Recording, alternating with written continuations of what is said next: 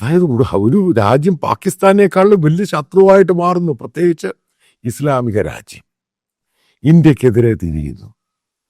ഇത് ഇന്ത്യ സിമ്പിളായിട്ട് എങ്ങനെ കാണാൻ പറ്റുന്നത്? ഞാൻ പറഞ്ഞു, കാശ്മീരിനേക്കാളും വളരെ സെൻസിറ്റീവാണ് ഈ പറയുന്ന ബംഗ്ലാദേശും ചിക്കൻ നെക്കും നോർത്ത് ഈസ്റ്റ്.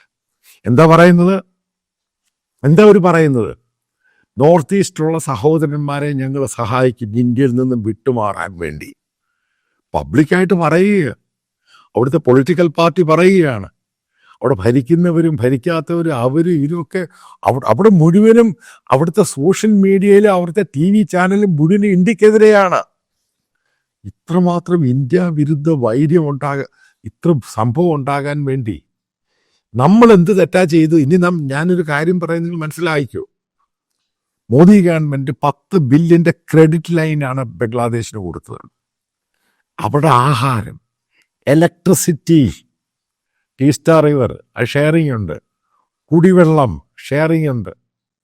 അതേപോലെ തന്നെ ആസാമിൽ ഉണ്ടാക്കുന്ന അവിടെ റിഫൈൻ ചെയ്യുന്ന ഡീസല് അവിടെ കൊടുക്കുന്നുണ്ട്. അതും വളരെ ചെറിയ റേറ്റിനാണ് കൊടുക്കുന്നത്. കാരണം ആസാമുമായി ബന്ധപ്പെട്ട് കിടക്കുന്ന 3-4 ഡിസ്ട്രിക്റ്റ് ഉണ്ട്. അവർക്ക് മറ്റുള്ളിടത്തു നിന്ന് ഇത് കൊണ്ടുവരാൻ ഭയങ്കര ചിലവാണ്, ട്രാൻസ്പോർട്ടേഷൻ കോസ്റ്റ്. അതിൻ്റെ പേരിൽ ഇന്ത്യയാണ് സപ്ലൈ ചെയ്യുന്നത്. ആ രാജ്യത്തിന് എപ്പോഴും സഹായം ചെയ്യുന്നൊരു രാജ്യം.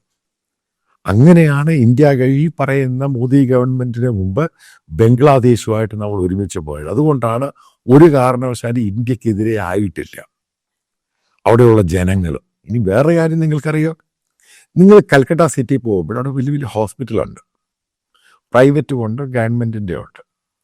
അവിടെ പ്രൈവറ്റ് ഹോസ്പിറ്റലിൽ വരുന്ന ബംഗ്ലാദേശികളായിട്ടുള്ള ട്രീറ്റ്മെൻറ്റ് വരുന്നവർക്ക് ഗവൺമെൻറ് ഓഫ് ഇന്ത്യ, അതായത് ബില്ലിൻ്റെ 10% ഗവൺമെൻറ് ഓഫ് ഇന്ത്യയാണ് കൊടുക്കുന്നത്.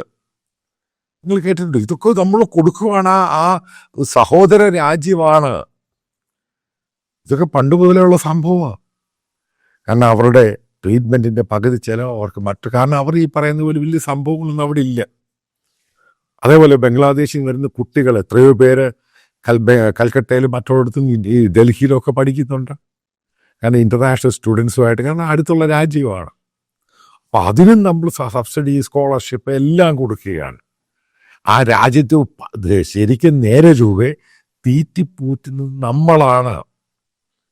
പക്ഷെ കഴിഞ്ഞ ഈ പറയുന്ന മോദിക്ക് മുമ്പുള്ള മന്ത്രി ആരുമായിട്ടും പ്രശ്നമുണ്ടായിട്ടില്ല. നല്ല ടേംസ് ആൻഡ് കണ്ടീഷന്.